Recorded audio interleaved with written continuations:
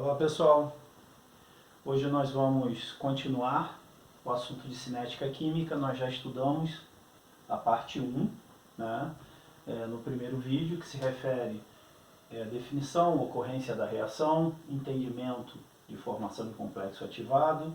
Mostramos graficamente como é que a gente pode entender isso e agora a gente vai falar dos fatores que alteram a velocidade de uma reação. Como eu falei lá no primeiro vídeo, a gente tem situações em que na hora de armazenar uma medicação ou mesmo um alimento, às vezes a gente tem uma descrição lá no rótulo dizendo que ele tem que ser armazenado em local fresco, né, não pode ficar exposto à luz, a calor, isso justamente para poder manter, para conservar a validade daquele alimento ou daquele medicamento. Às vezes você vai no mercado, compra um determinado alimento que tem que ficar na geladeira, né? Então, se você deixa aquele alimento fora, né, da geladeira ou de repente fora do freezer, você vai estar trabalhando com uma temperatura mais alta.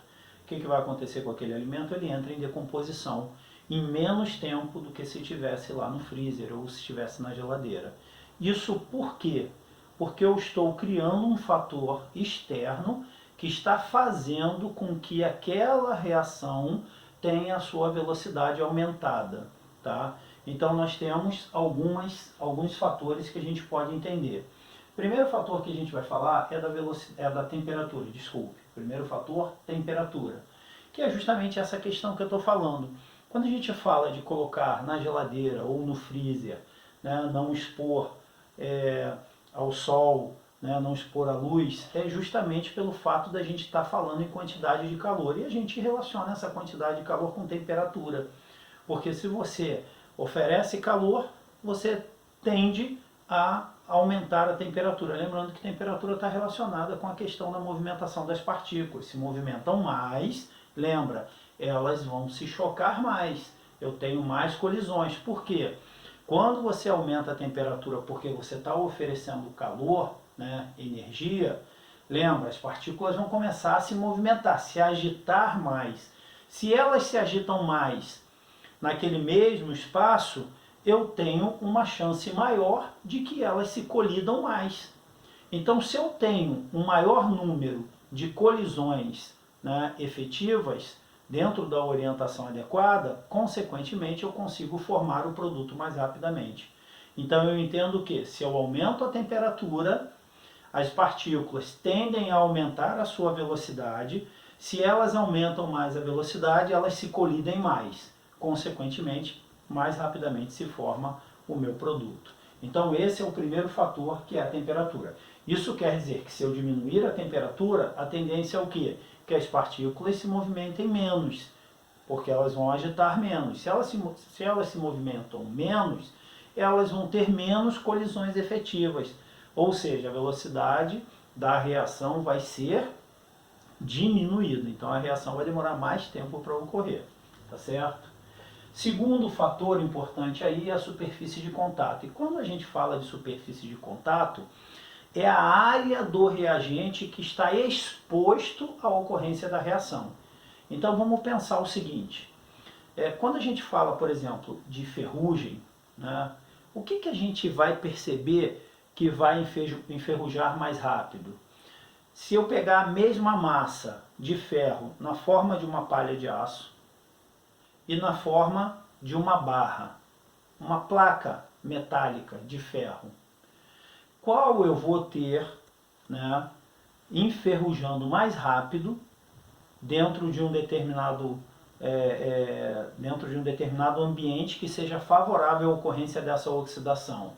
Se a gente parar para pensar, né, se a gente está aplicando a mesma ideia de massa nos dois exemplos, eu tenho uma palha de aço com muito mais reagente, né, com muito mais ferro exposto ao ar do que a placa metálica.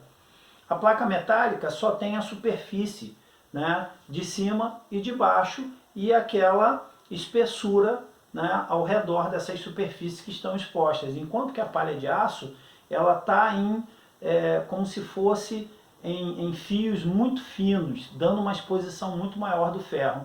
Uma outra maneira da gente entender isso, eu pego essa mesma quantidade em massa de ferro, em palha de aço, né, e pego ferro em pó. e coloco no mesmo ambiente. O que vai acontecer? O ferro em pó vai se oxidar muito mais rapidamente. Ele está em pó, ele está com o ferro muito mais exposto. Uma forma da gente entender isso é uma medicação. Qual a medicação que vai fazer o efeito mais rápido? Aquele que está em pó ou aquele que você vai ingerir em comprimido? Né? É claro que aquele que está em pó, você tem uma superfície de contato maior, então ele vai ser absorvido mais rapidamente do que aquele comprimido maior. Né? Então esse é um entendimento mais fácil para que a gente possa compreender a velocidade de reação. Então se eu vou tomar uma medicação, um comprimido, ele vai demorar mais tempo porque ele tem uma superfície de contato menor do que aquele que eu vou ingerir em pó. De repente eu tenho o comprimido, tem aquele em pó que eu coloco em água, ele vai ser efervescente, depois eu já vou ingerir a medicação já no estado líquido, ela já vai estar dissolvida ali em água. Agora, aquele que está no comprimido, primeiro ele tem que ser todo dissolvido para depois, né, o meu organismo começar a absorver.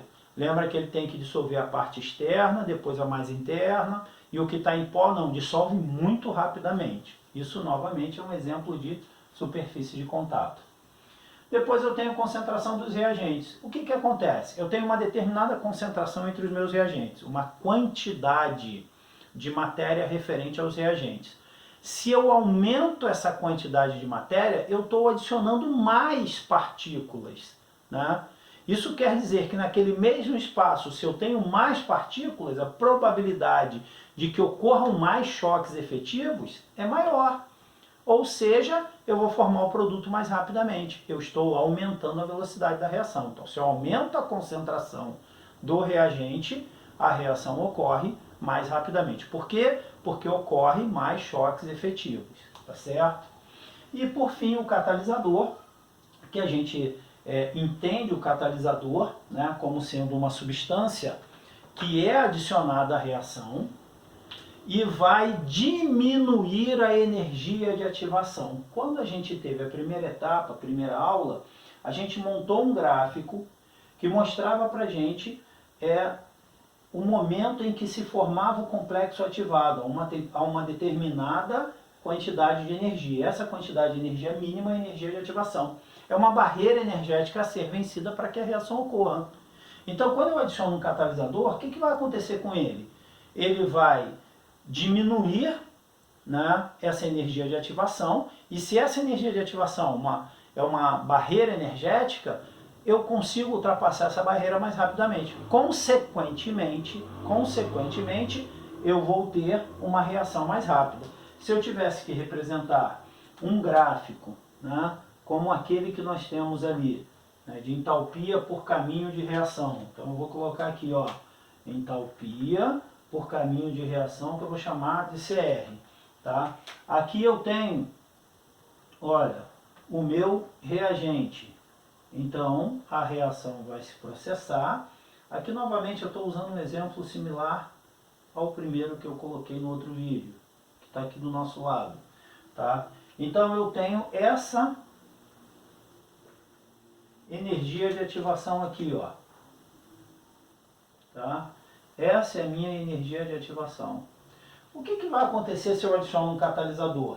Se eu adicionar um catalisador, olha o que vai acontecer aqui, ó. Eu vou diminuir essa energia de ativação. E quando eu diminuo essa energia de ativação, a quantidade de energia para formar lá o meu complexo ativado vai ser menor. Olha aqui, ó. É justamente essa quantidade de energia aqui. Então aqui, olha, eu vou colocar o quê? Vou colocar energia de ativação com catalisador. Então, enquanto eu tenho aqui, ó, o EA, que é a minha energia de ativação, tá? De ativação. Eu vou colocar o EAC como energia de ativação